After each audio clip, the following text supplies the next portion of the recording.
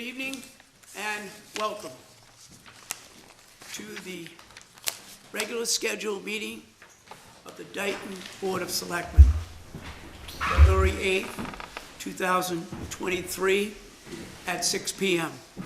This is a hybrid meeting via Zoom and in person at Old Town Hall. The Zoom meeting information ID is 873-1449-6738. Passcode 255860. You may also log in by dialing 1-305-224-1968. Public input was allowed by contacting the Board of Selectmen office prior to the meeting at boardofselectmen@dayton-ma.gov to provide input prior to the meeting, or via Zoom call at the information mentioned earlier. Continued play on Dayton Channel 9 and on YouTube at www.youtube.com/Town of Dayton. This meeting is being recorded. The listing of matters are those reasonably anticipated by the chair, which may be discussed at the meeting. Not all items listed may in fact be discussed, and other items not listed may also be brought up for discussion to the extent permitted by law. With that being said, I will at this time call the meeting to order. I don't see Mr. Pacheco. He's right here. He's right here, Mr. Chairman. I'm gonna pin him. Thank you. There you go. Good evening, Mr. Pacheco. We're calling the order, and I would like to inform the public that Mr. Ken Pacheco is attending via Zoom. Good evening, Mr. Pacheco. Present. Also in attendance this evening is our clerk, Peter Karen, Present. and I'm the chairman, Leonard Hull. Could we stand for the Pledge of Allegiance, followed by a moment of silence? I pledge allegiance to the flag of the United States of America and to the republic for which it stands, one nation, under God, indivisible, with liberty and justice for all. Since our last meeting, 3 members of the Dayton community have passed. Kay Nowlicki of North Dayton was a former member of the Dayton Bylaw Review Committee. She worked at Texas Instrument and graduated from Stanford University. Also passing, Alfredo R. Pacheco of North Dayton, who passed away on January 22nd, leaving his wife Alda Pacheco, son Nelson, and son Stephen. Also passing, Evelyn Page Correa, age 99, passed away on February 3rd with a loving family by her side, just 5 days shy of her 100th birthday. She was the beloved wife of the late Joseph Carrera and was mother of retired treasurer Mary Hathaway and grandmother of Dayton police officer Stephen Hathaway. I would ask that we extend our sympathies to their families and take a moment to express our sympathies.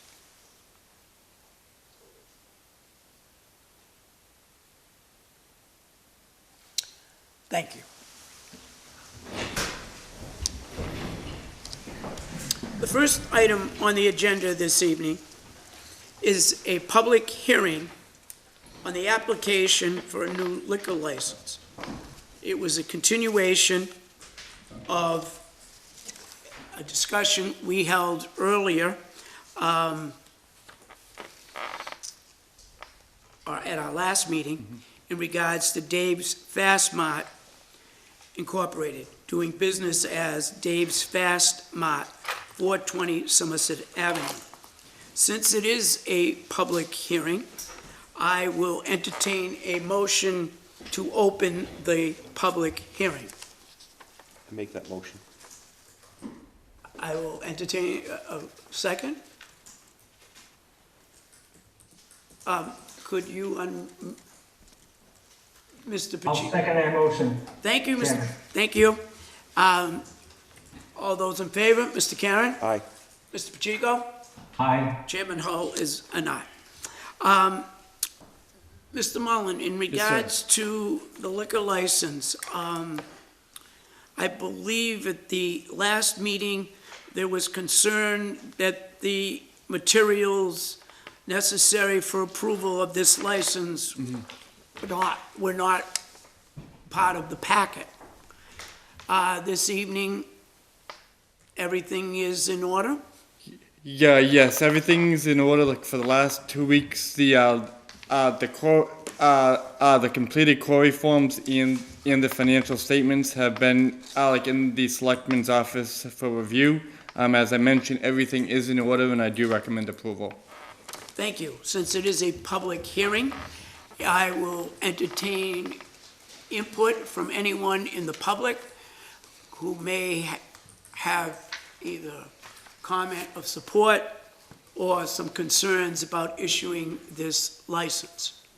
If you so choose, I will limit your comment to 5 minutes. Does anyone have any additional input? With that being said, I will entertain a motion to approve the new liquor license for Dave's Fast Mart of 420 Somerset Avenue. I'll make that motion. I'll second that motion. Motion has been made by Mr. Karen and second by Mr. Pacheco. All those in favor? Mr. Karen? Aye. Mr. Pacheco? Aye. Chairman Hull is an aye. Also on the agenda this evening, Jeff Cavallo of the Dayton Trails Committee.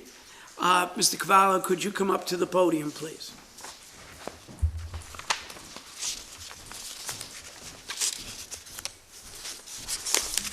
Good evening, Jeff Cavallo, Dayton Trails Committee Chair, 2124 Tommy's Way.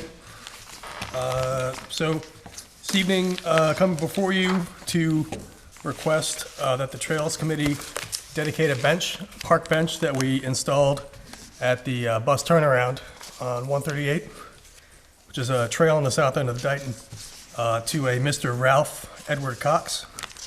And I've got the plaque here I want to show you. But the significance of us dedicating this bench is back in 2020, when the Trails Committee was first established or thereabouts, we asked the public to come back and give us designs for a logo for our committee. We wanted to have a logo to throw up on our social media website and whatnot, just something that would represent the Trails Committee. So we put that out, and the winner of the selections, we had a number of different entries, was a Mrs. Kelly Cox. She's a resident here at Dayton, has been for some time. And the logo she came up with, which you may or may not be familiar with, but I have a few copies here. If I can hand this out to you. This is the logo. Thank you. Try to troop over that wire. Thank you. There you go. Thank you, sir. Appreciate it. Mr. Pacheco, I think you have that right, you've seen that before? Yeah. Okay. So the logo you have in front of you is what Kelly put together, and the significance of that is it's called the Dayton Trails Family logo, submitted by Dayton resident Kelly Cox. And you see the strawberry from a town seal on there, a nod to Dayton's history as having been the strawberry capital. Council Oak stands prominently by a river, and trails representing the strength of our town and the deep roots that we have and the many paths we can take on our journey. So that was a statement we got from Kelly. He wanted to read that. And so in return for this submission, we asked Kelly what she wanted in return as an award. We had a few different options. And she asked that the Trails Committee in the future, because at that time we didn't have any benches installed anywhere. Since then we've installed 6 throughout the town with the plan for 6 more this coming spring time frame, spring through summer. But she asked if we can dedicate one of the benches to her late father-in-law, Ralph Edward Cox.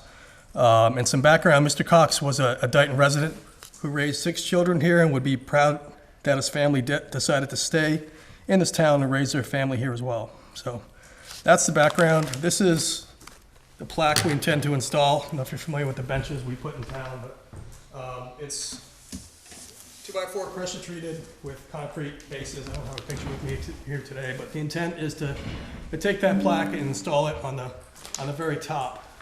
So I'm gonna go down there this weekend, clean it all up, and we'll install that prior to the dedication. The dedication is Monday. And Mr. Karen, if you're still Yep. available, we'd love to have you. And of course, I sent the email out to a number of folks.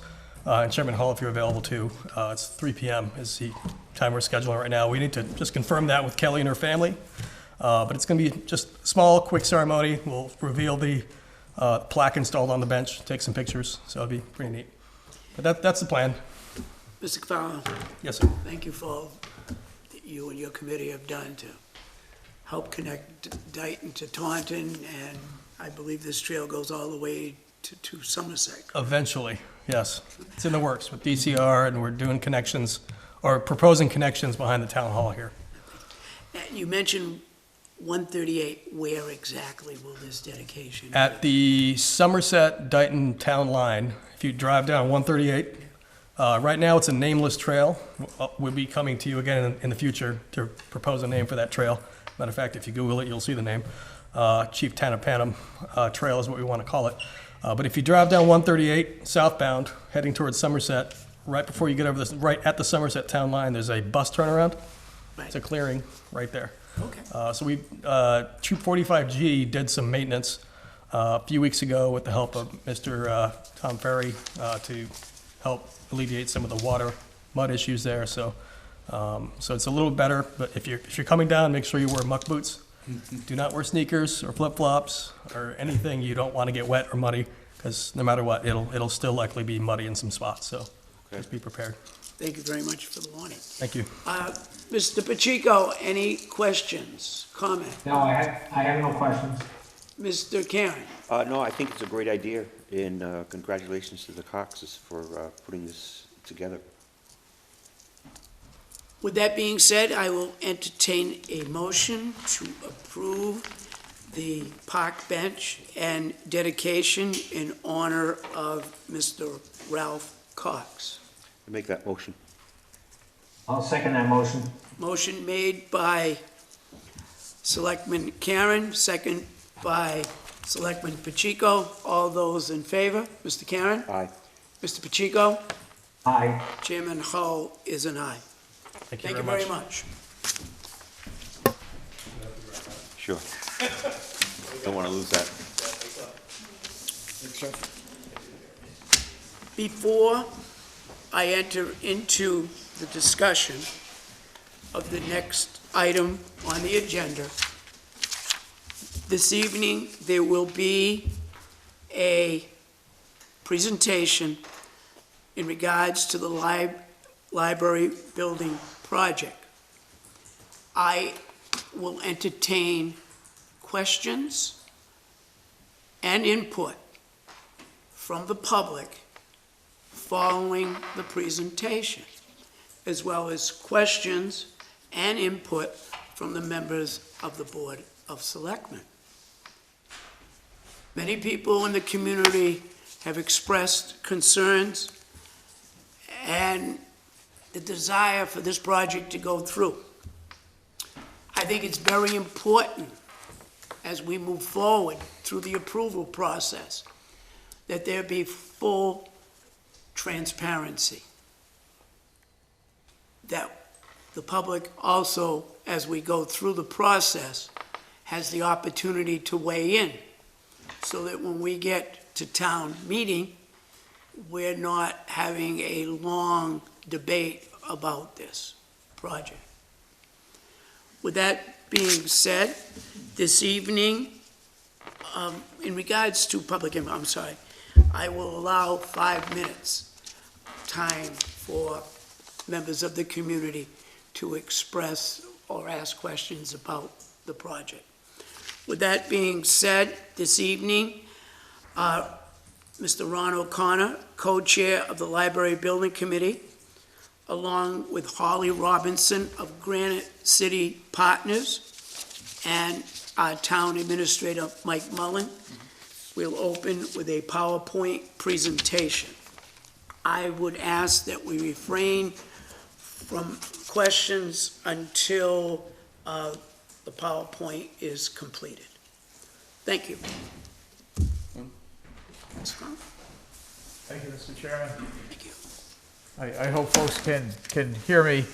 If you can't, let me know. I learned today that I'm a close contact of a person who tested positive for COVID, and I'm following CDC guidelines with regards to wearing a mask in public.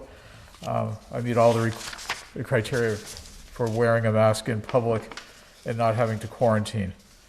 Thank you for the opportunity to talk about this exciting library project. I'm working on this introduction to this project, and I've done this 3 times, so I have this spiel I'm developing, so bear with me.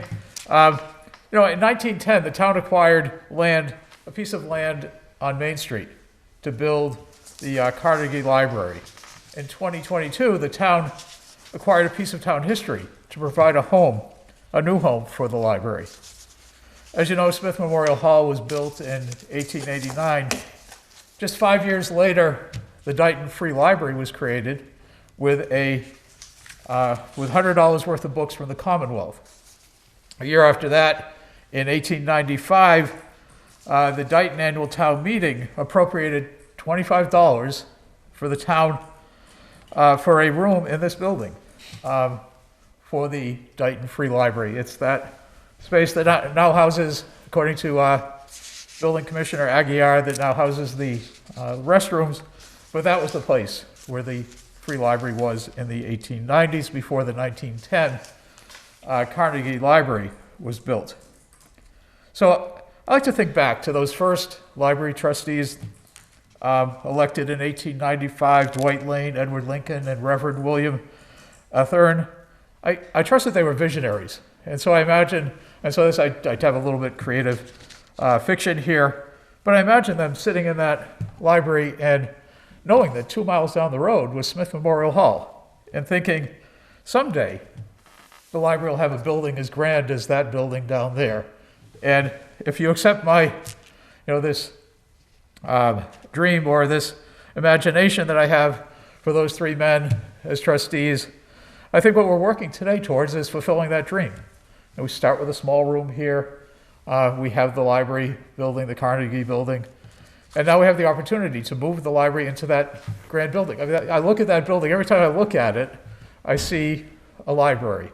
And I've had the privilege of working with our partners from Granite City Partners, doing outstanding work, Joe Shea and Holly Roach. And they are people who are committed to restoring history. And they're clearly committed to that. And I've also gone down to the site and talked to the contractor, and he has a passion for this kind of work. So I think everybody's wrapped around this idea of how we're creating history here in Dighton by repurposing that building. And before I forget, I want to acknowledge my colleague as co-chair on the building committee, Mr. Pacheco. Great to see you, Ken, today. Hope you're doing well. So we'll move on to so that's my little introduction. Still a work in progress, but you get the story. I think it's a wonderful opportunity for the town.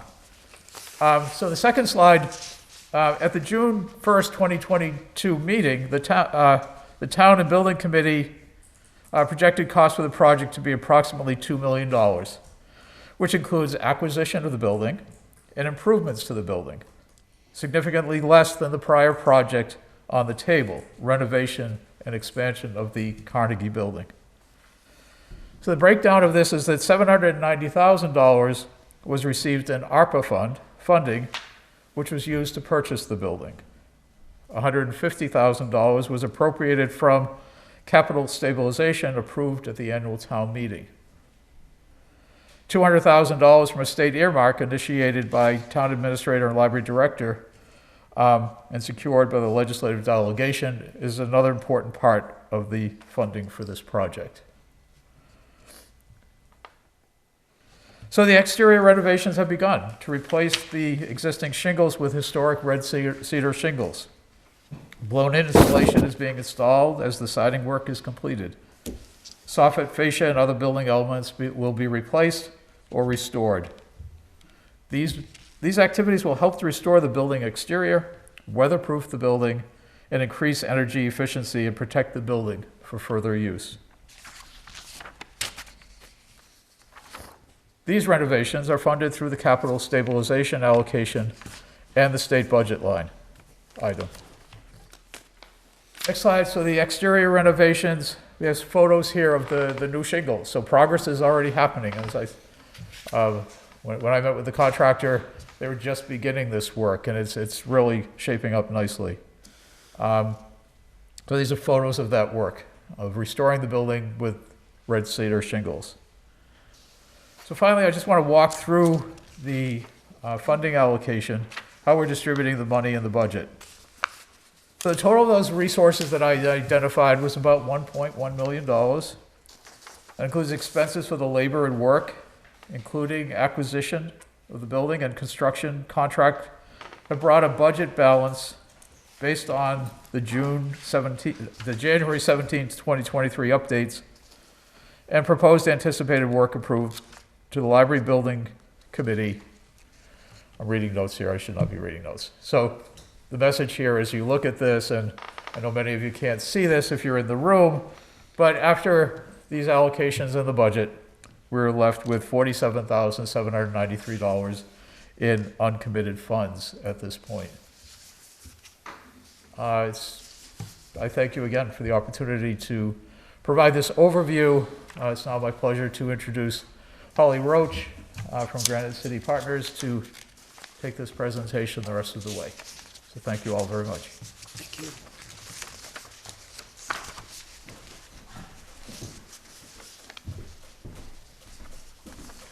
Thank you, Chairman O'Connor. My name is Holly Roach Robinson from Granite City Partners. I've had the wonderful opportunity of working on this project from the inception. I'm joined by my partner, Joe Shea, also of Granite City Partners, who will be presenting later. If you could go to the next slide. Thank you. Granite City Partners was tasked with looking at the building at Smith Memorial Hall to see what can be done to protect and maintain the building as a town asset, but also as the future home of the Dighton Town Library. We took a look at the HVAC, the heating, ventilation, and cooling system, the accessibility throughout the building, the electrical, plumbing, and heating, and we have a few items that we're proposing, part of which is in front of the Community Preservation Committee as of last week. This slide here does have a lot of words on it, so if everyone is okay, I find it easier to use a picture. So if we could jump to slide 9, I can describe some of the proposed modifications. There you go. Thank you. So for anyone who hasn't been in the building, for orientation, the bottom of the slide here is the front of the building. Main Street is right at the bottom, and the back of the building is at the top. Currently now, the main entrance to the building is that curvilinear space towards the bottom of the page. The building is not accessible for all from that main entrance. It's really only accessible by stairs. There is an accessible ramp to the right of the building here that you can use to enter. But that ramp is in a bit of disrepair.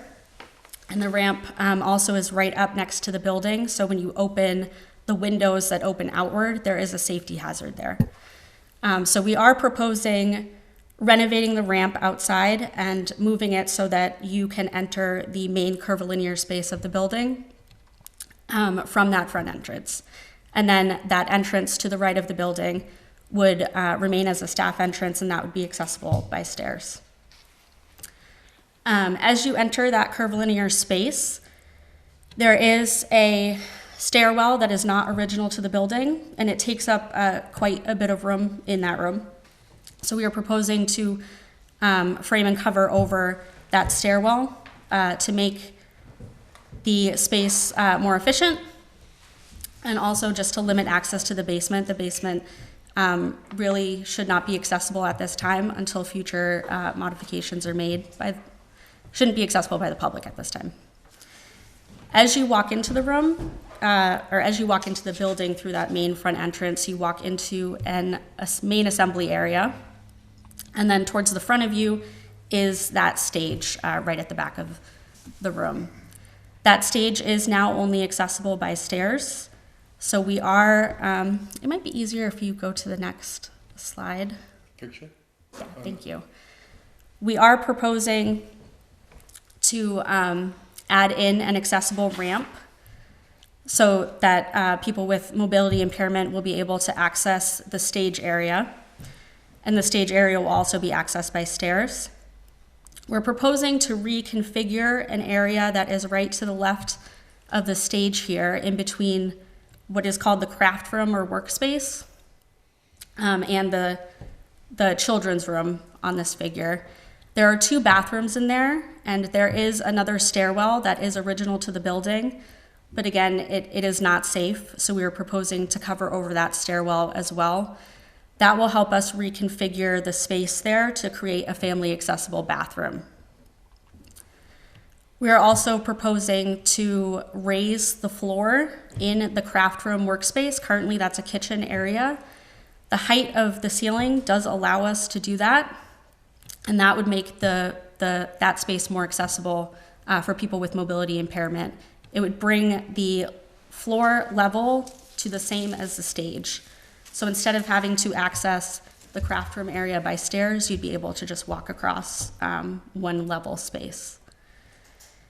And then we are also proposing to change the current office space towards the right of the building into a meeting/office room. Other things that are not shown on this diagram here, the HVAC system is not an efficient system for heating the building. It is very expensive to heat the building, and there is no cooling in the building as of right now. So we are proposing to install some mini split systems, some ducted mini split systems throughout the building. This would provide more efficient heating and cooling for the building, and the ducted systems would also help preserve the characteristics of the building, the historic characteristics. You wouldn't see ductwork going throughout the building. They'd all be behind the wall. With all of these proposed modifications, we really are trying to preserve the historic characteristic of this building. We don't want to change anything radically. We're just trying to make the building more accessible and more efficient. So we do have plans to reuse as much woodworking or items within the building as we can, as we demo some of the stairwell spaces. We have plans to reuse some of the wainscoting and beadboard on the interior ramp, just again to keep the historic characteristics of the building alive. Next slide, that's okay. For anyone who has not been in the building, this is a picture of as you walk in that main entrance. This is the main assembly room and that stage that is only accessible by stairs currently. Next slide, please.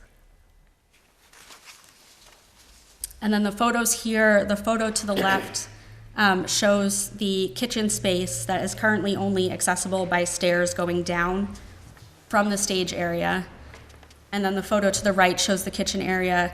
It's a little hard to see, but you can see that the height of the ceiling and the height of the windows allows us to raise the floor without really modifying the characteristics of the building too much. So you wouldn't really be able to see any major changes from the outside in through the windows or in the building.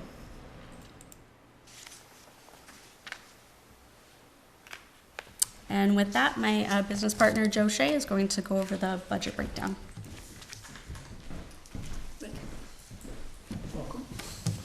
Thank you very much, Holly. Thank you for having us this evening. Chairman O'Connor and Holly went through some of the work to date, the existing funding application. I'm going to speak briefly about what is proposed as the budget moves forward from here. To date, the project has received $1.1 million and has about 47,000 or 5% remaining in unexpended funds or a contingency to be applied. To implement the historically sensitive additions that Holly just described, a design was performed by our architectural team, and construction manager we work with estimated those HVAC additions. And the budget for the project moving forward, the next phases in this stepwise strategy is $812,350. For round numbers, we'll say $812,000. That budget included building permit fees that our construction manager included. At a future meeting, we'll be back to request or suggest those fees be waived by the board for a municipal project. So moving forward, the next step or the next stepwise funding strategy will be $796,000 for round numbers. I'm going to say $800,000. In the big picture, speaking to the Board of Selectmen, originally, as was articulated, this was about a $2 million initiative. You have allocated and are underway with the expenditure of $1.1 million, as Chairman O'Connor had described. The next bite-sized step is $800,000, so we're still right within those expectations.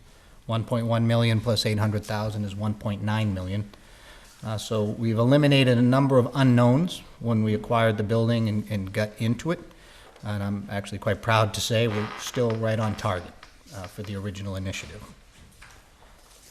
Looking at the $800,000 for funds that are the next step.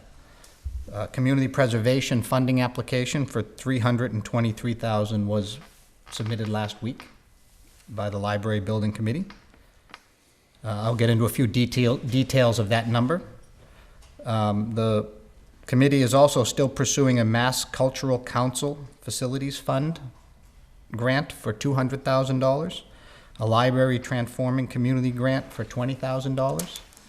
And in each of the Library Building Committee meetings, we're perpetually trying to find other grant and loan application opportunities that may become available over the course of this multi-year stepwise approach. Then we've also discussed the Dayton Capital Stabilization Fund potentially being pursued for the balance of the $800,000. As all of these items evolve, certainly the committee will be coming forward to each of the various authorities, the boards, the various committees to validate each step.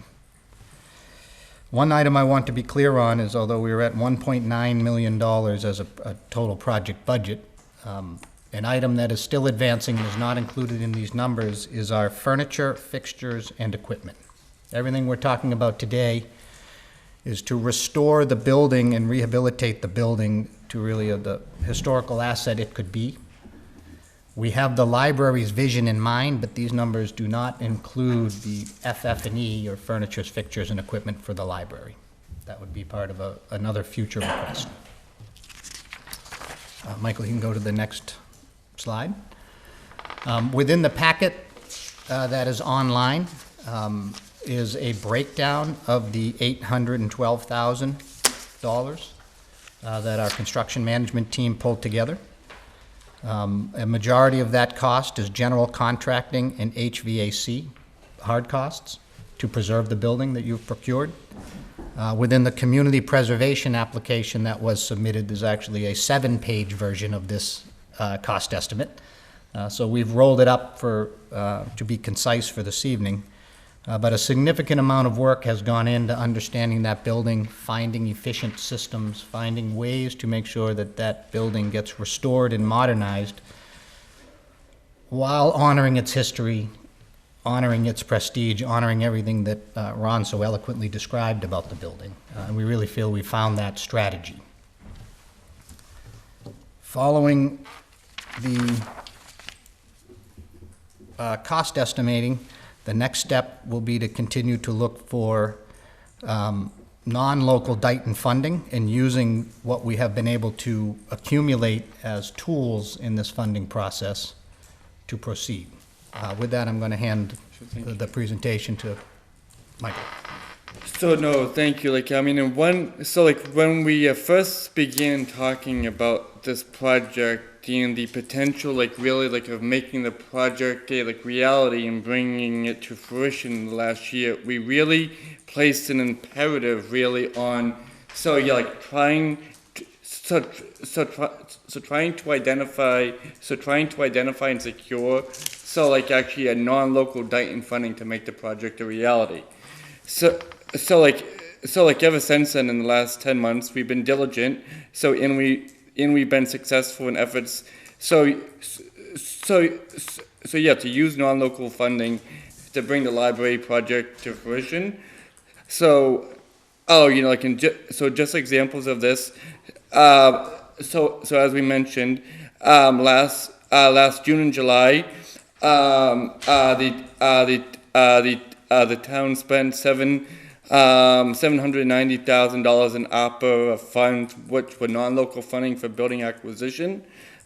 We also, last July, August, we received a state, a $200,000 state earmark, which has been mentioned is already going to fund the exterior building improvements. So on this agenda later on, is actually the proposed acceptance of a $27,000 grant that has been secured by the library director that will go to building project funding. The library director and I worked very, very, very tirelessly with help from Joe and Holly, and Jim Aguiar last week to submit a $200,000 Mass Cultural Facilities grant. Which hopefully would fund the HVAC improvements that were actually identified of having a cost of $204,000. With the grant that we applied for and submitted last week, we're hoping to have the ability to fund $200,000 of the $204,000 HVAC improvement cost from a grant, which would thereby decrease the cost of $473,000 that we would have remaining. So if we had a successful CPC application, that would bring the remaining costs that we need to fund down to $273,000. The library director is also now working on another $20,000 library transforming communities grant. In one of the options we have, with the federal omnibus legislation that passed at the federal level, at the end of the calendar year, the federal government also loosened up. A lot of the previously held restrictions on ARPA funding. When we're waiting to the end of this month to have a better idea of exactly how. We're waiting to the end of the month to learn exactly how the U.S. Treasury is going to propose loosening them up. Whether by loosening them up we can apply any. We would have the ability to apply any of our remaining. Any of the town's remaining. ARPA funding to the library project as well. And that's another non-local source of funding that we have. That we're working to see if that really can come, become a funding, opportunity there as well. Over here, over on the right is just an app, it's just part of the application, for the $200,000 for the HVAC improvements that we submitted last week as well. So, and then, so what we're anticipating is a busy next 5 months where like a CPC application, so yeah, where the $323,000 CPC, so application would be considered by CPC. So and all, and also trying to assess, our ability to be able to fund, the remaining $473,000 whether, whether through a grant or another funding source. And if we have all that in place by July, June 2023, that would put us on track to actually, put the remaining part of the project out. Out for procurement. So in July of 2023, which would actually bring us to a late calendar year 2024 opening of the building if all went according to. The sequencing of funding schedules, which, so there are a lot of things right now that depend on another. An end of the calendar year, 2024 is a big hypothetical that is really, contingent on a lot of things happening, but if everything was to happen according, to the sequencing we just mentioned, that, by the end of calendar year 2024, we could see ourselves in the library. So, and, almost on a weekly basis, this project is real, so it's really continuing to evolve. Up until last week, we're actually going through a lot of the planning efforts really to bring ourselves to the numbers, so that we finally have and can work with now. And everything up until then has been, has really been based on a lot of speculation, but now, I think we in the town can feel confident that, the numbers and the budget that we have now, can actually be used to guide the project and make it a reality in the future of some sort, so. A lot of ifs. There's a lot of ifs, but we have, and one of the things now that we didn't have before is a hard number. And we can actually use at the plan at this point. We were dealing with hypotheticals like before where the only, available revenues that we had up in, even up until now, because we don't have any others, is a $350,000, with the 150, with the 150 from the capital stabilization, then the additional $200,000 from the stadium mark, and if we didn't have the stadium mark, we would still be at the drawing board in a lot of this. So. Thank you. No problem. Mr. Pacheco, do you have any comment or any questions? I don't have any questions, but I have a comment. First of all, I wish I could be there, but life happens. I want to thank Joe and Holly and Mike and Ron for the presentation. I am super excited about this project.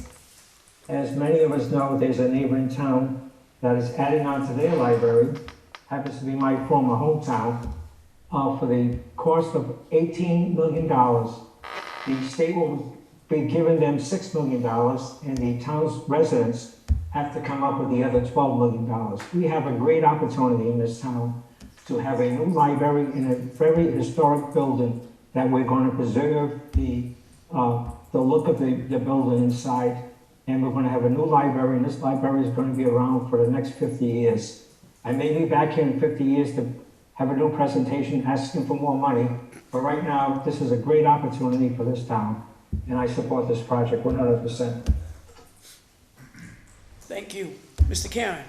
A couple questions. Why do we need stairs if we have ramps everywhere? Not everywhere, but why the expense of stairs too? Or why not eliminate the stairs for the space? People can use the ramps. So yeah, that's really, I believe, more of a like, building code issue, but Joe, so yeah, Holly or Jim? Many of the stairs are currently there, so we wouldn't eliminate the stairs. There would be stairs in the front entrance, but then also a ramp to access. The only stairs we wouldn't even be eliminating them. Right in the front here, there are stairs to access the stage, but we'd be building a ramp next to it, so that you can go up to the platform that the stairs are on. So you'd be able to access the space in two ways, either by stairs or by ramp. But the stairs are currently in place as is. Okay. So there's no addition of stairs. Right. And as far as the furniture goes, that's a big number to have hanging out there that we don't know how it's going to be funded. Yeah, yes, it is. One of our priorities, like in the priority to date, has really been focused on the building infrastructure itself. So yeah, like especially with the CPC funding. So especially with the CPC funding cycle as well. So yeah, one thing we know is we can't actually use the CPC funding for furniture either. Mm-hmm. So we really wanted to take a good first look at what actually the needed building infrastructure needs would be. So yeah, like, and now that we have this information and we actually have options really to continue pursuing to address our building needs, now we can really turn our attention as a library building committee to to determine what type of furniture we already have existing and what we might need in the future. And really look at funding opportunities for that as well. Right. How much is going to be able to be used that we have? Does anybody have an idea, or not even looked into it yet? We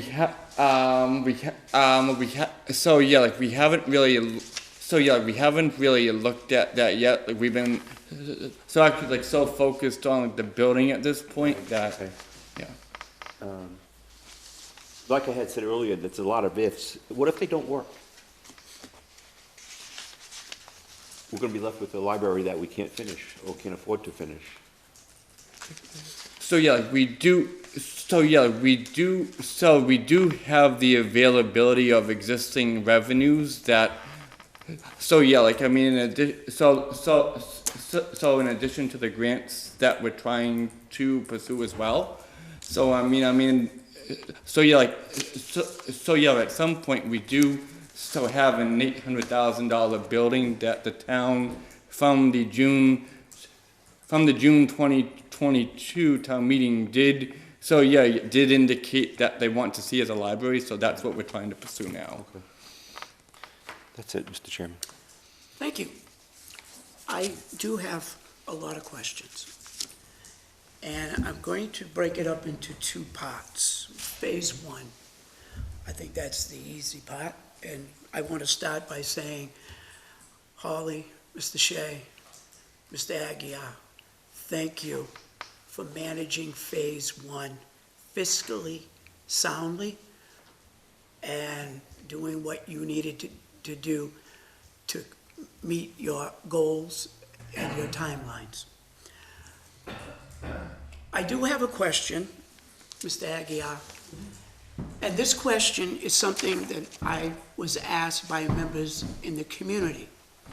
In reviewing the $2,000 for the building commissioner weekend overtime, this is not a criticism, this is Sure. pure transparency. Sure. Could you explain what that entails? Sure. So Mother Nature was kind to us. The contractor was working 7 days a week, but we also, as a town, agreed to allow a tenant to stay in the building. So, along with Granite City Partners, I agreed to come in on the weekends to allow access to the building for construction purposes. However, I did not want to hand keys over to a contractor, considering we had a tenant with all of their personal belongings in the building. So I came in to open up the building, give them access for their equipment, power, etc., and then closed up at the end of the day. What I was also available to do was answer any questions that came up, so Granite City wouldn't be burdened on the weekends, because the contractor chose to work the weekends. It was never presented as a 7-day-a-week project. They were simply just trying to take advantage of the weather. As we all know, we had 50-degree weather for quite a stretch there. I would much rather have been home in Westport and Little Compton, so coming to Dayton, although I love being here, I would have much rather done that instead of coming. However, in the scheme of things, we were able to make much progress. The building would not be as far along as it is if that didn't happen. So, in my opinion, although I was the recipient of the overtime, I think it was money well spent. Now, I haven't heard the mention of clerk of this project. Are you acting as the clerk of the project? Granite City is, but I'm actually playing a role in that because I'm in town every day. You're So- representing the interests of the town of Dayton, am I correct? Yes, yes. Okay. Also, my understanding, you came on vacation and sometimes from Maine to open up on. That is correct, yes, No. yes. Thank you very much. Okay. I've heard some, thank you. Is that, okay. Yes. I've heard some discussion about the furniture. And as I look at this project and the proposal, the one piece that I feel strongly that is missing, and 25 years ago, I was on the building committee for the library. So this is very important to me, and I want to see it happen, but I want to see it done right. And when we started, and it's my understanding that several attempts have been made along the way, and in each attempt, and I haven't heard it with this one, in the previous attempts, there was a piece where the building committee reached out to the community to take or become a part of the creation of this library. And I don't mean just showing up at town meeting to vote. And I understand that the capital funding drives were attempted in the past. And I understand, from what I've been told by members of the Friends, there's about $50,000 in that account. And I'm just wondering if the Friends would want to reopen that and look into doing a capital drive. I know in talking to Mr. Karen, he has some ideas. I've been involved in a couple of capital, including St. Nicholas Church, which we raised $600,000. We're not talking that kind of money for the furniture and the need that you have that is somewhat unfunded, but it would show that the community is behind this project more than just voting, that it will be part of them.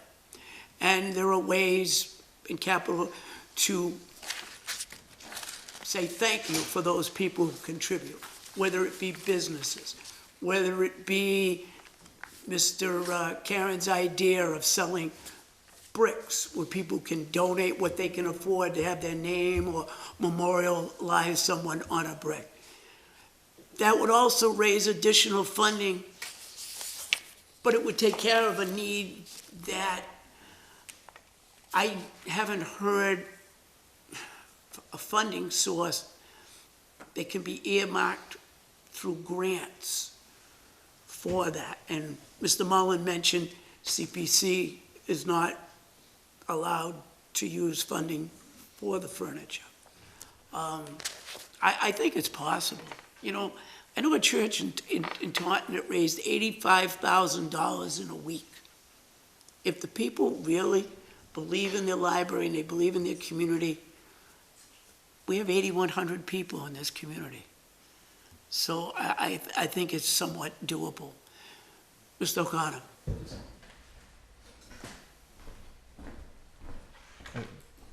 The building committee hasn't discussed this specifically, but I think it's fair to say that we believe in the power of community investment in a project of this type. And I was involved in a building in the library building work around the same time that you were. And, we raised that money and we had to give some of it back when the building project failed. But I think we all embrace the idea of, bricks and other kinds of ways of contributing to this effort.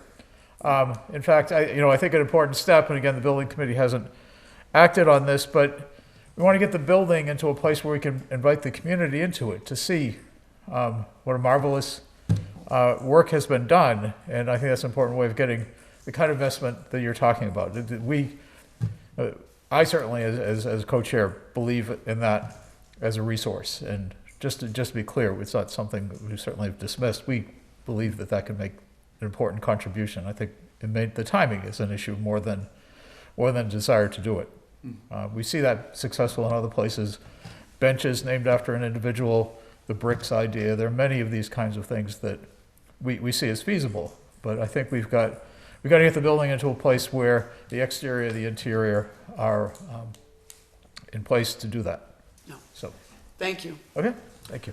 With that being said, I do have some major concerns about Phase 2 of the project. We made a commitment to the residents of Dayton that we would complete this library without impacting the tax rate. This evening, you heard that if everything works perfectly and the fundraising falls into place, we will have a library. I would ask that Mr. Shea and Mr. Aguirre take a look at this project so that we keep moving forward with the funds that we have, not the funds we may have. And I'm going to speak at length about that in a moment. We have applied for a grant of $200,000, actually, and 220 with 2 grants. That's not money in the bank. Today, I received a report from the town auditor, Serena Amaral, in regards to the $323,000 that CPC is pledging to this project.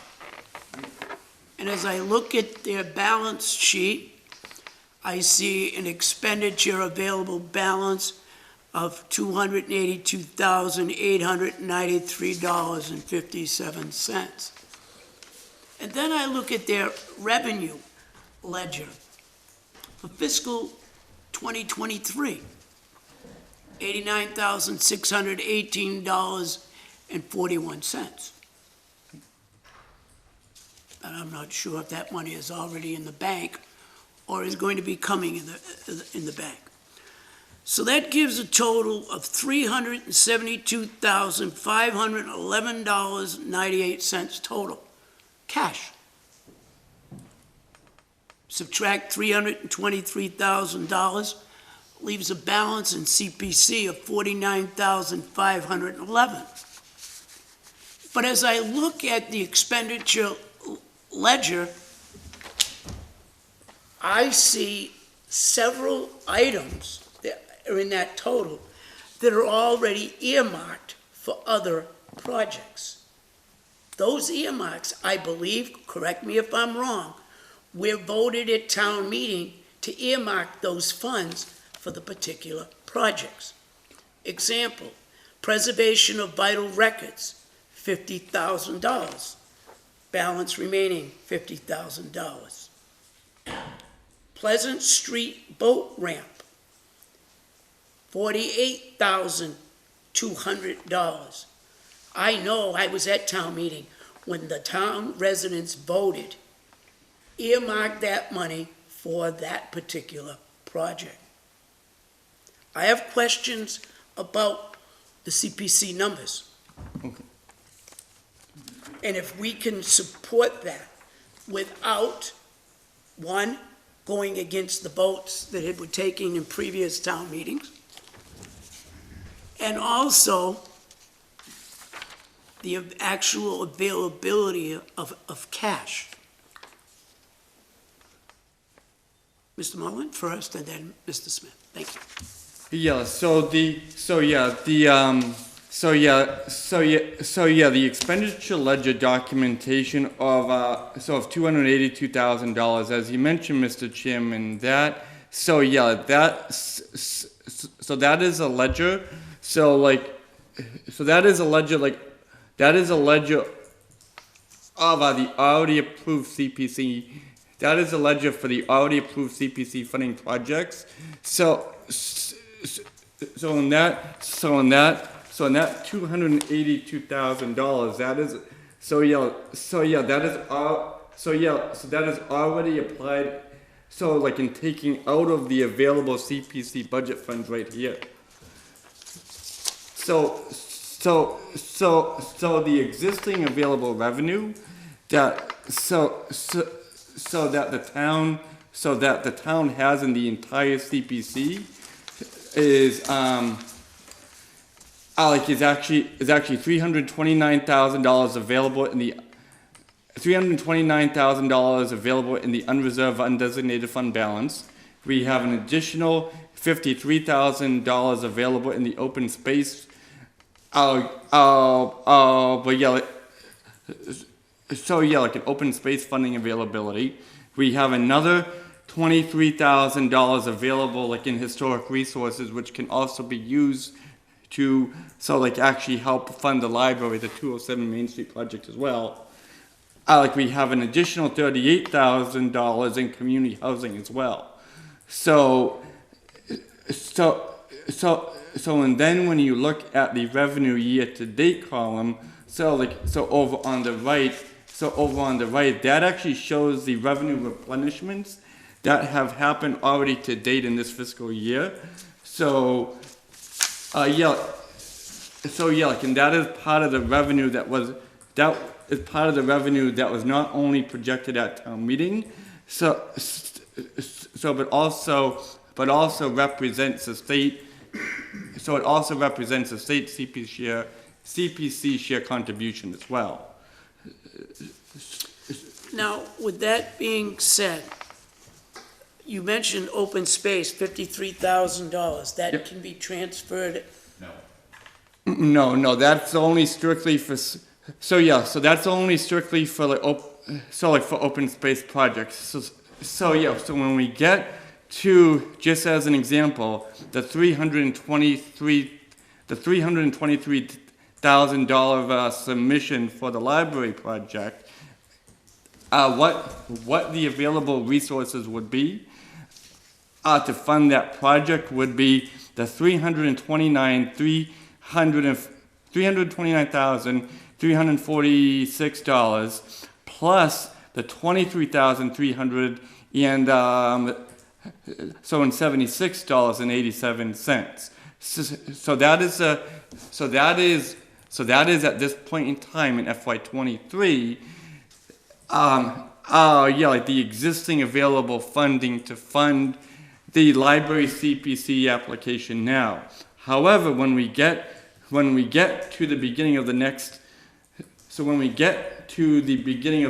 fiscal year, there will also be in another, approximately $82,500 that will be available in the next fiscal year. 82,000? Like $82,500. So that revenue,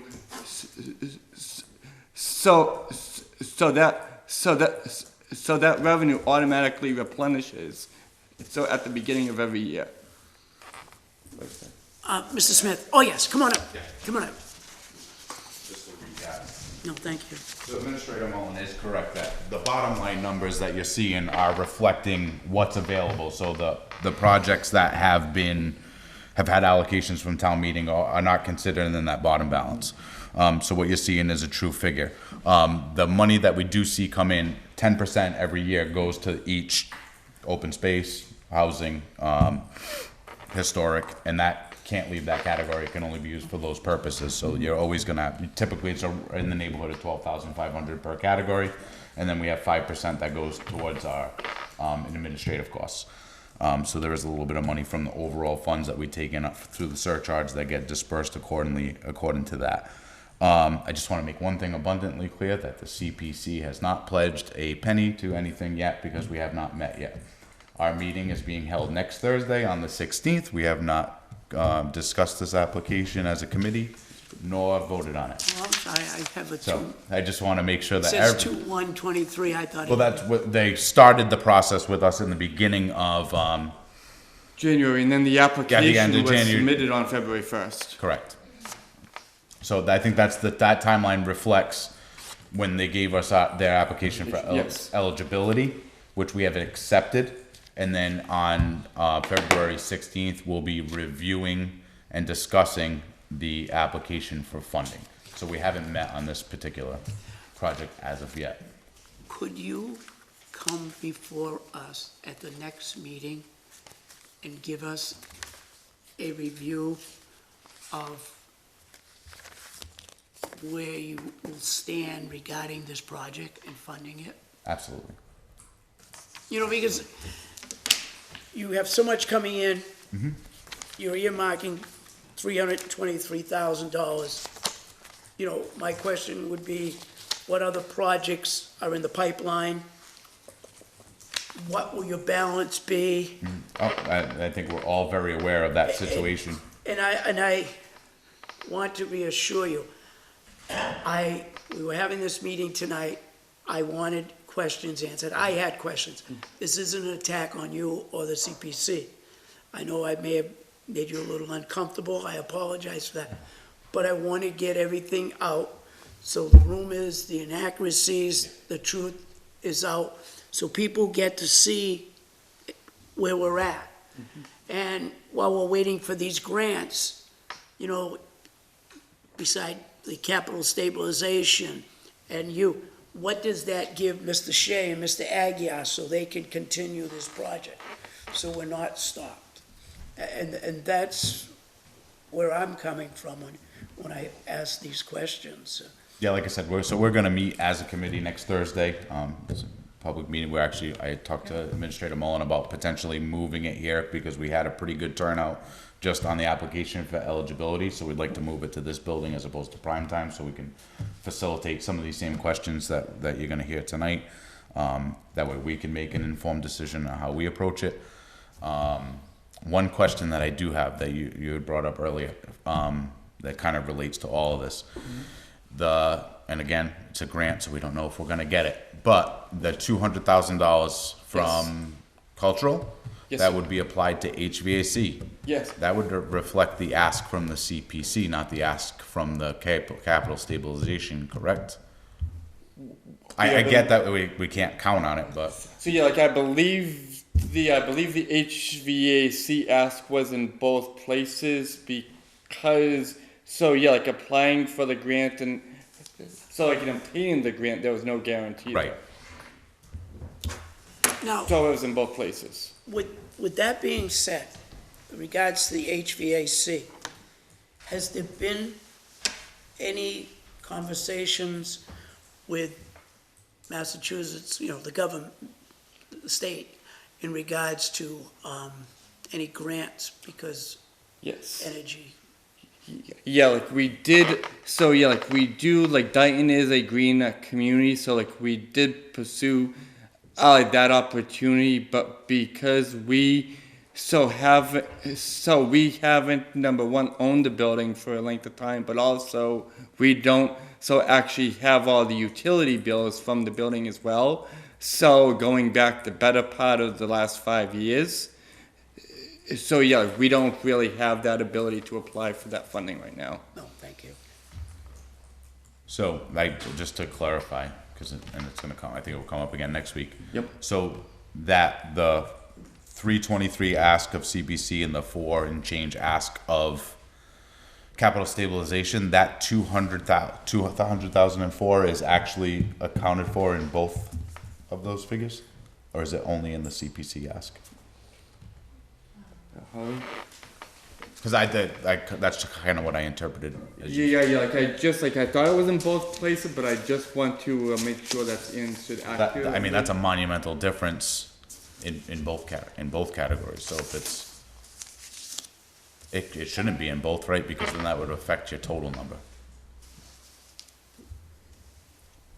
Yeah, but there's no guarantee either that the grant application is gonna be successful, so we needed to have a proposal to, so to fund that infrastructure, fund the infrastructure, notwithstanding, what would happen with the grant. So, and I'm happy to follow up and clarify as well, Chairman Smith, as well, just so. Yeah, I just wanna make sure that we're Yeah. not asking for it in 2 different places and misskewing the numbers. The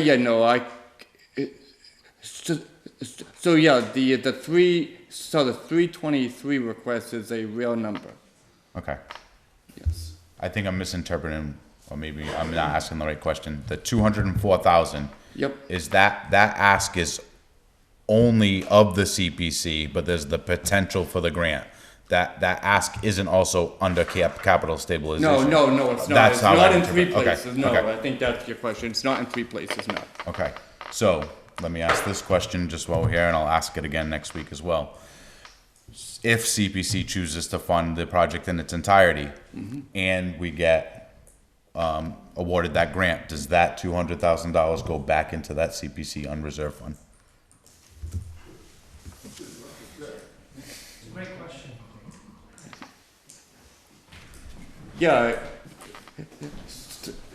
So Joe, do you want to answer that first and then I'll jump in? I'll actually tee it up for you. That would lead the town to a policy question of which of the other line items gets reduced. Is it the capital stabilization line item or is it the CPC line item? But it is absolutely eligible and applicable and actually make compelling application in both categories. So it would lead to a policy decision by the town. Would that also have to involve FinCom?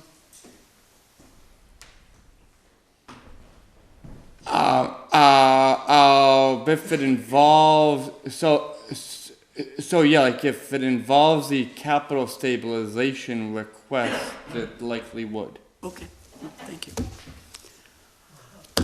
Are there any further questions? Mr. Pacheco, Mr. Karen? No. No? I will now open it to the public. If they so wish to comment, you will have 5 minutes. Any questions? Mr. Smith? Can I ask this, Kevin Smith? Absolutely. Kevin Smith, 1147 Center Street. Quick question, and I'm just HVAC. 12 systems. Is that conditioning the lower level as well? Yes. Okay. And you feel that's absolutely necessary at this time to prevent plumbing from freezing, et cetera? Exactly, Okay. yeah. We're not proposing to insulate the floor system of the basement, so the idea is to condition it so that you maintain a temperature above freezing and make sure that we don't overtax or overburden the main level heating and cooling systems. Very good. Plus, it also keeps the humidity at a Right. respectable level in the basement. Yep. I just wasn't sure if it was addressing both levels or not. That was the only reason why I asked. Yes, it was. Thank you, sir. Thank you very much. No further questions. We will move on to any additional public input on other matters pertaining to the town of Dayton. With that being said, we'll move on to announcements. Thank you, Go ahead. Mr. Chairman. Thank you. Announcements. Please note that the townwide parking ban is still in effect through April 1st, 2023. No person shall park a motor vehicle on any street between the hours of 12 midnight and 6 a.m. The Town of Dayton's food bank distribution will be held next on February 18th, 2023, located at the Town Hall, 979 Somerset Avenue, lower level. Dog licenses are available in the town clerk's office for all dogs who reside in Dayton. You must present a valid rabies certificate at the time of licensing. Please license your dog It is the law. The Board of Selectmen is seeking applicants from Dayton residents interested in serving as an at-large member of the Community Preservation Committee. Residents are encouraged to apply through the town website by Thursday, February 9th, 2023. That's it, Mr. Chairman. Mr. Pacheco, thank you very much. Selectmen's reports. Mr. Karen? Do you have- No, I do not have any. Mr. Pacheco, do you have anything? No, I don't have any. Thank you. I have a couple updates. Today, the Main Street Water Project crossed Route 138. That was a significant accomplishment. It was done today with relatively no problems. Police handled the traffic patterns quite nicely. They are ahead of schedule. They are almost done with phase 1, and phase 2 will be the beginning of connections of the homes to the new pipe that was placed. Regarding the also Water District, their meeting that was scheduled for 6 p.m. tomorrow has been moved to 4 p.m. if anyone wants to attend the Dayton Water District meeting.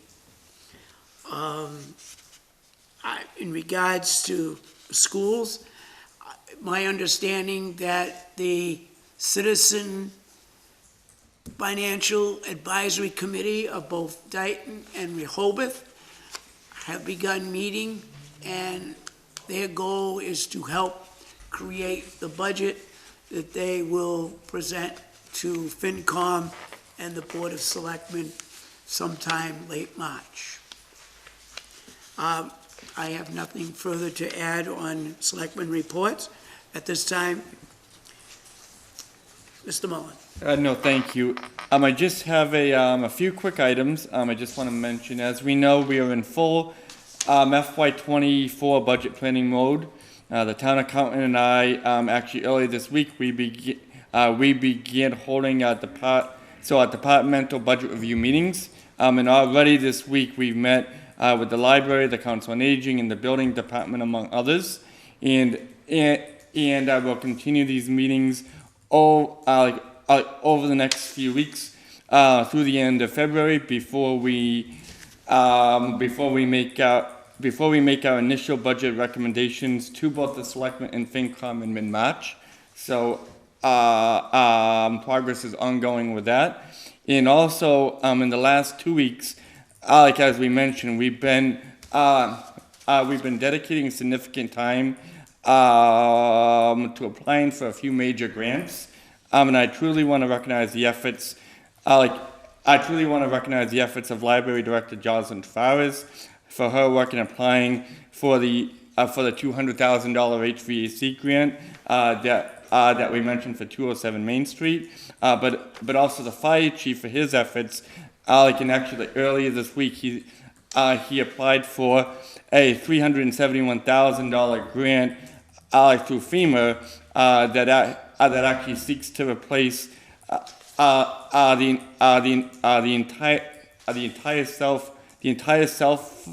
entire self-contained breathing apparatus. So yeah, for all of our firefighters, and that equipment is essential to them, their safety, and for the safety of our residents. So yeah, in generally, we know that we.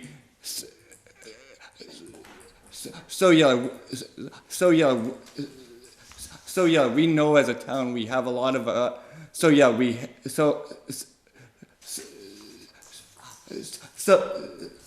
we know as a town we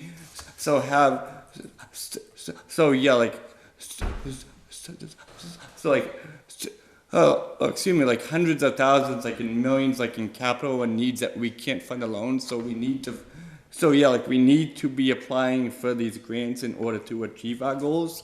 So in the more than $500,000 that we've applied, we've applied for in the last week, as part of our work really to do that. And I just want to thank the library director and the fire chief for that. So that's all I have, Mr. Chairman. Mr. Myers, thank you very much for your efforts. Very shortly, we're going to be voting on the Mass Cultural Council Cultural Sector Recovery Grant in the amount of $26,660. Mr. Mullen, Yes, sir. did you have anything further you wanted to add in regarding this grant and its purpose? To do old business first? I'm sorry? Is there old business to do first? Oh, I'm sorry, I skipped over the old business piece. Sorry about that. Sorry. Thank you for bringing that to my attention. Review, discuss, and act Council on Aging items for surplus disposal. Yeah. So at the last, like at the last meeting, there was a question about what we would declare surplus. So like, the items that, so in the items that were actually voted to be disposed of, so there was a question about how they would be disposed. So yeah, like in talking with Jim Aguirre, oh my God, so we're recommending, we're recommending that like all the items here be declared surplus. So actually later this year, so we can have the ability to hopefully auction them off. So like, and actually, rather than throwing them away, maybe we have the ability to make some money off of them. Thank you. Mr. Aguirre? Yeah, I concur. I would just encourage the selectmen, even if you act to dispose, I'll be frank with you, it goes into the auction for surplus, and I try and sell it. So everything that gets put up by a department, town department, that they no longer need, all goes to the surplus container, and then it eventually gets offered to other departments, and then makes its way to the auction. So, and then I will be back to you before that auction to make a declaration. Anything doesn't get sold, we then dispose of. So that's how we've been handling it. Awesome. Thank you very much. Mr. Pacheco, any questions? No, Mr. Karen? Nope. I will entertain a motion to approve the Council on Aging items for surplus. 2 waiting room chairs, 1 laminator with roll, 1 box video camera, digital camera, computer, mouse, miscellaneous wires, 3 4-drawer filing cabinets, all as surplus. I'll entertain a motion to accept those items. I make that I'll make motion. that motion. Second. Motion made and second. All those in favor, Mr. Pacheco? Aye. Mr. Karen? Aye. Chairman Hull is an aye. Thank you. Next on the agenda, under new business, review, discuss, and act Mass Cultural Council Cultural Sector Recovery Grant. The amount of this grant application is $26,660. Mr. Mullen? Yeah, Josh. Do you want to give an introduction of the grant and what we're planning, or you're planning to utilize it for? Hi, good evening. Good evening. There was an opportunity to apply for money from the Mass Cultural Council based on if your organization was impacted by COVID. I thought we had a good case that closing the library was an impact to the town and the operations of the library. So I applied, and I was surprised to see that we got as much money as we did. I wasn't expecting to be awarded so much money, but I think my intent in applying for that grant was to use it for the building, to put into the new building. Into the new building? Yes. In what specifically would you be using this money for? I know it's going in the new building, but more specific. The grant is unrestricted, so it can be used for whatever building need comes up in the next foreseeable future. I think I read it had to be spent in a year, within this year, but I anticipate that it can be applied toward some of the items we were talking about earlier. Furniture? I don't know that we'll be ready to have to purchase furniture. That's what I had hoped it would Shelving? be, but I have to make sure that we're within that parameter of, That phase of the yes, project? like if we're ready to spend it. So that was my immediate thought, was the furniture. So this would be dedicated to the building project in Yes. some form or the other? Oh, yeah, Okay, that was my intent.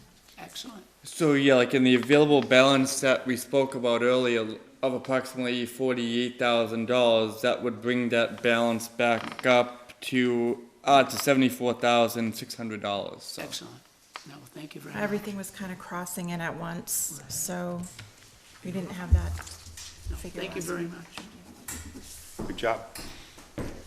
So do we need to take a vote on this to accept the grant money? Yeah, yes, like, would you be willing to authorize me as a town administrator to like execute the grant, the grant contract on behalf of the board, Mr. Chairman? So we'll need two votes.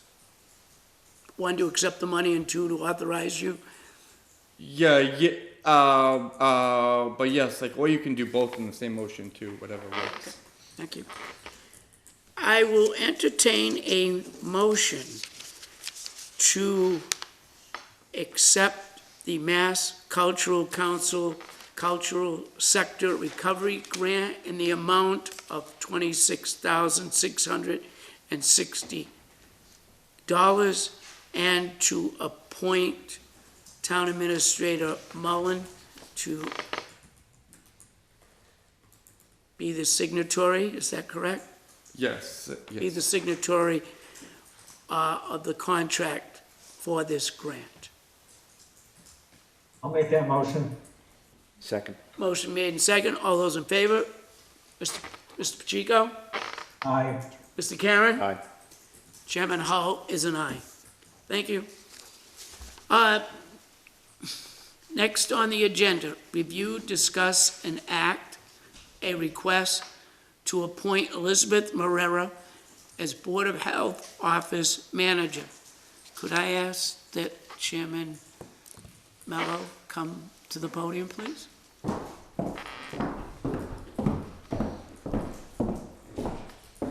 My understanding, an interview was held. A screening committee had been put together, and members of the Board of Health were part of that screening committee, and that the Board of Health conducted interviews and made a recommendation. Yes, so the screening committee was of Mike Mullen and Karen and the board. We met with 3 applicants and interviewed them, and then we convened to come to Elizabeth. And your recommendation is to appoint Elizabeth Marrera, Yes, who, my understanding, had worked for the town in the sewer department? Is yes, that she's correct? currently at the sewer department. So she has a proven track record with the town. So, are there any questions? Ms. Pacheco? No, Mr. Karen? No, I'm sure you guys did your due diligence, so if it's fine with you, it's fine with us, or me Oh, anyway. thank you. All right, thank you. I will entertain a motion to accept Elizabeth Marrera as the new Board of Health Office Manager. I'll make that motion. Second. Motion made and second. All those in favor? Mr. Pacheco? Aye. Mr. Karen? Aye. Chairman Hull is an aye. Next on the agenda, review, discuss, and act a request to appoint 2 special police officers, Joanne Larrabee and Robert Brassard Jr. Mr. Mullen? Yes, this recommendation does come from Chief Cronin. He highly recommends Miss Larrabee and Mr. Brassard. Both Miss Larrabee and Mr. Brassard are current employees of the Bristol County Sheriff's Office, and they both have law enforcement and police backgrounds. sell each of them for approximately 20 years each. Thank you very much. Thank you. In the past few years, we have faced intermittent challenges with filling third-party details. This does not only entail traffic jobs, but also private details where a police officer is needed. One solution to help in filling of said jobs is to hire special police officers. These are typically retired police officers who are still in good standing with the Commonwealth, which means they still possess police powers through the employing agency. Having the ability to add these officers to our roster helps our scheduling obligation by ensuring that there are more Dayton officers available for jobs that may otherwise go unfilled. Therefore, I would like to recommend the following candidates to be appointed as special police officer and to specify that this would be for detail work only. Respectfully submitted, Chief Sean P. Cronin, and the names for our voting pleasure are Joanne Larrabee and Robert Broussard Jr. Are there any questions? That being said, I will entertain a motion to appoint Joanne Larrabee and Robert Broussard Jr. as special police officers, Dayton Police Department. I'll make that motion. Second. Motion made in second. All those in favor? Mr. Pacheco? Aye. Mr. Karen? Aye. Chairman Hull is an aye. I want to compliment Chief Cronin. Earlier this year, we had a couple of details that we weren't able to fill, and he recognized the need to do something about it. So he didn't say, sorry, he couldn't get anyone. He went out and actively recruited and filled the bill. This is our second round of bringing on employees. I believe the earlier round were 3. So within a month, he was able to find 5 officers to help us with the details. Sean is working really hard on our behalf. Review and discuss an act, request for Bristol County Retirement Board COLA increase. Pursuant to Governor Baker signing Chapter 236 of the Acts of 2022 into law, the Bristol County Retirement Board unanimously voted to allow an additional 2% COLA, cost of living increase. It should be noted the board previously voted a 3% COLA effective July 1st, 2022, for fiscal year 2023 on the base amount of $18,000 pursuant to Mass General Law, Section 32, Section 103. This additional COLA would be retroactive to July 1st, 2022. Please note that the Social Security Administration has granted COLAs of 5.9% in 2022 and 8.7% for 2023 on retirees' entire Social Security benefit amount. A substantial majority of Bristol County retirement members receive little or no Social Security benefits.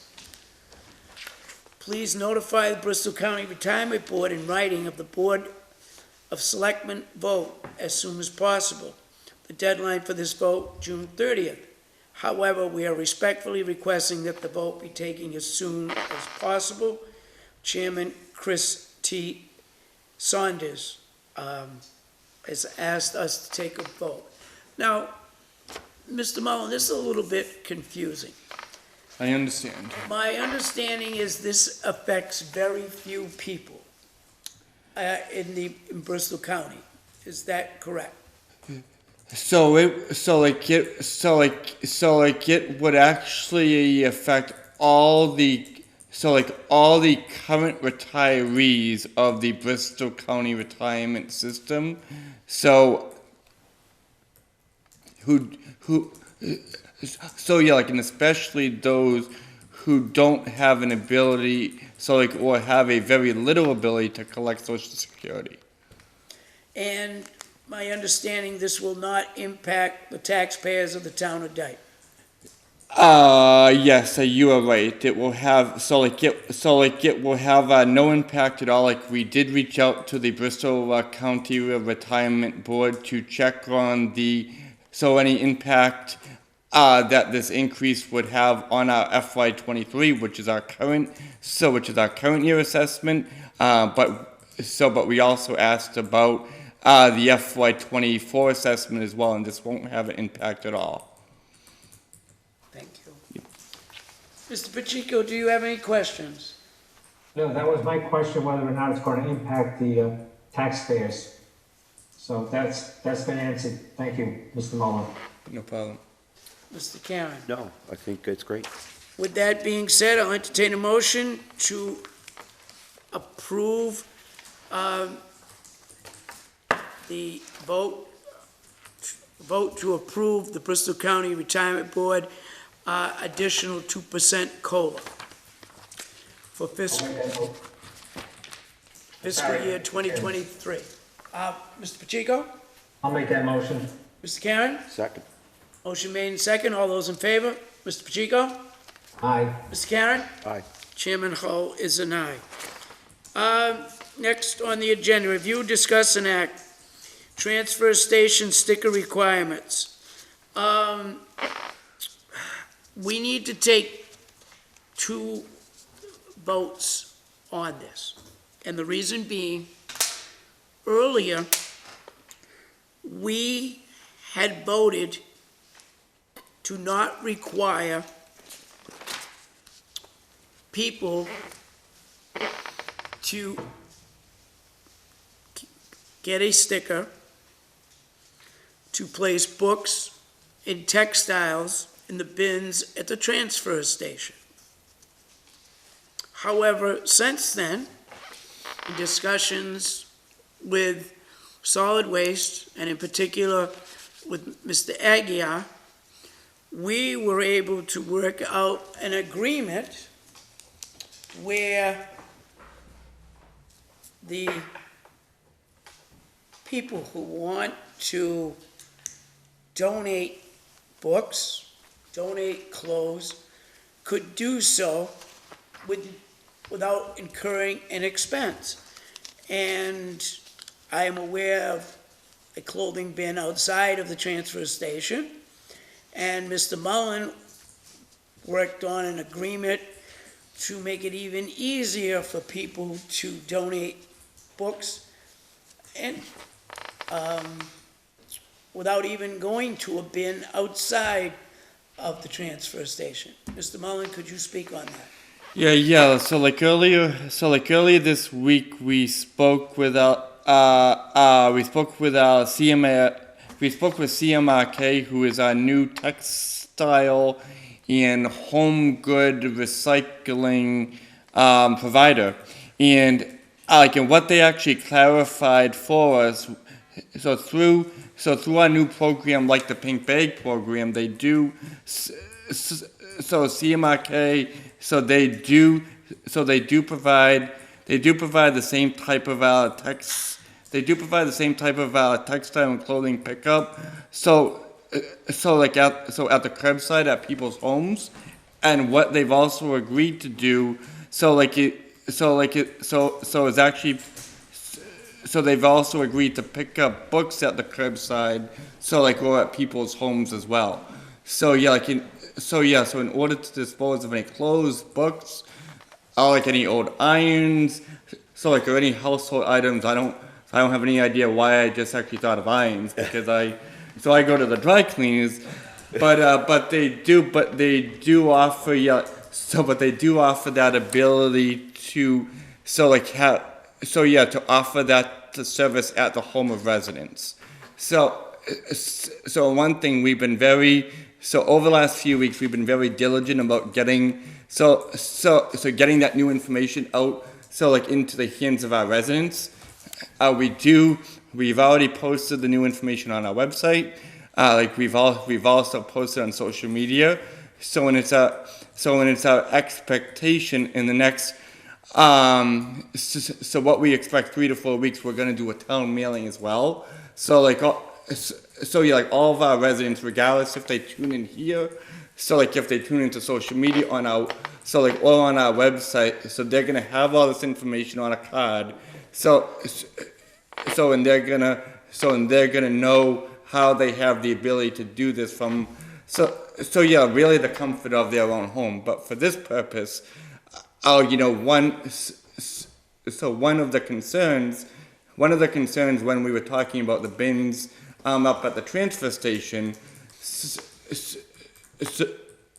was that people who actually wanted to donate these items at the transfer station, we didn't really want to have really a disincentive for that to happen. So like, and with the understanding that that could happen at people's homes, so in CMRK would pick up all these items at people's homes, so we have the ability now to actually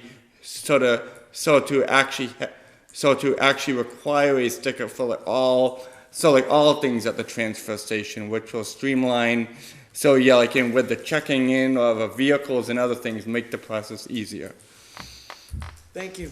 Now, regarding the books, you want to put it out curbside. Do you put it in the recycle bin, or are they going to have a separate bag, or how are they? There is an 800 number that residents are asked to call to make an appointment directly with the CMRK through the Big Brother Big Sister Foundation in Massachusetts. So that's how that works. So they don't, and I just want to repeat this actually. We're not asking people to place these items out. So like as part of their weekly curbside trash, there is an 800 number. So that they're being asked to call, and we're gonna get that information out there as well. It'll be in a card? Yes. Mailing? Excellent. Yeah. But this service, just to clarify, is not a service that is regularly provided by Borges's weekly trash pickup. Okay, thank you. Yeah, that's important to know. That's, yes. Mr. Pacheco, any questions? No? Mr. Karen, any questions? No, just a comment. I think it's going to streamline everything and make it available to residents who can't even get out of their homes or don't have the means to go to the transfer station. Absolutely. No, thank you. And Mr. Aguirre, thank you for negotiating that. Thank you. Thank you. Thank you. Mr. Mullen, thank you. Thank you. Now, we need to take two votes, and for the record, at the meeting where we voted not to require stickers for book donations, it was a unanimous vote. So we will need to take a vote to reconsider. Either member can vote or make the recommendation. So I'll entertain a motion to reconsider our earlier vote on this issue. I'll make that motion. Do I have a second? I'll second that motion. Motion made in second, a vote to reconsider the non-funding of book donations at the transfer station. So Not quite sure what you mean. We have to vote on. We voted to not charge them a fee to Right, so that's- donate books at the transfer station. Right, So we need to reconsider that motion. which we just did. Yes. So all those in favor? Right. Mr. Pacheco? Aye. Mr. Karen? Aye. Chairman Hull is an aye. Now I will entertain a motion to approve the solid waste request requiring a sticker for donation of books at the transfer station bin. Make that motion. would I be able to just suggest a friendly amendment, just like require a sticker for everything at the transfer station, so that's all encompassing, if that Thank makes you. sense? Yep, no, thank you very much. Entertain a motion to require a sticker at the transfer station for all items. I make that motion. I'll second that motion. Motion made and second. All those in favor, Mr. Pacheco? Aye. Mr. Karen? Aye. Chairman Hull is an aye. Thank you. Public input. Is there any public input this evening? Any further Pretty input? low. No? Warrants. Mr. Karen? Warrants for February 1st, 2023. 29A-23 is $119,593.81. 29B-23 is $406,846.17. And 29C-23 is only $2,146.97. Warrants for February 8th, 2023, 32A-23 is $109,157.81, and 32B-23 is $445,863.80. Mr. Karen, thank you. I will entertain a motion to accept the warrants dated February 1st and February 8th, 2023 as read. I make that motion. I'll second that motion. Motion made in second. All those in favor? Mr. Karen? It's an aye. Mr. Pacheco? Aye. Chairman Hull is an aye. Acknowledgements. Letter from Laura Maderas, Council on Aging Office Manager, regarding a donation of $50 from Karen Thebo to be deposited into the Council on Aging gift account. Ms. Maderas, you are unable to come to the podium, correct? Okay, okay, here we go. Oh, no, I got it. Thank you. We are pleased to inform you that the Dayton Council on Aging has received $50 from Karen Thebo. As usual, all donations are turned over to the town accountant and deposited in the Council on Aging gift account. Respectfully submitted, Laura Maderas, Office Manager, Council on Aging. Are there any questions? No. Mr. Pacheco? No. I will entertain a motion to accept this gift on behalf of Karen Thebo for the Council on Aging gift account. I'll make that motion. Second. Motion made in second. All those in favor, Mr. Pacheco? Aye. Mr. Karen? An aye. Chairman Hull is an aye. I have before you a letter of resignation from Town Clerk Mark Pacheco from the Land Use Committee. One of the things that should be noted, we've said this earlier, we talked about opting out, is that Mr. Pacheco is really busy in the clerk's office now with the assistant clerk being out on medical leave. So I will entertain a motion to accept this letter of resignation from Mr. Pacheco with thanks and appreciation. Make that motion. I'll second that motion. Motion made in second. All those in favor? Mr. Karen? It's an aye. Mr. Pacheco? Aye. Chairman Hull is an aye. We will be, minutes. Approval of the Board of Selectmen regular meeting minutes of January 25th, 2023. Are there any questions in regards to these minutes? No. With that being said, I will entertain a motion to approve the Board of Selectmen regular meeting minutes of January 25th, 2023. I'll make that motion. Second. Motion made in second. All those in favor? Mr. Pacheco?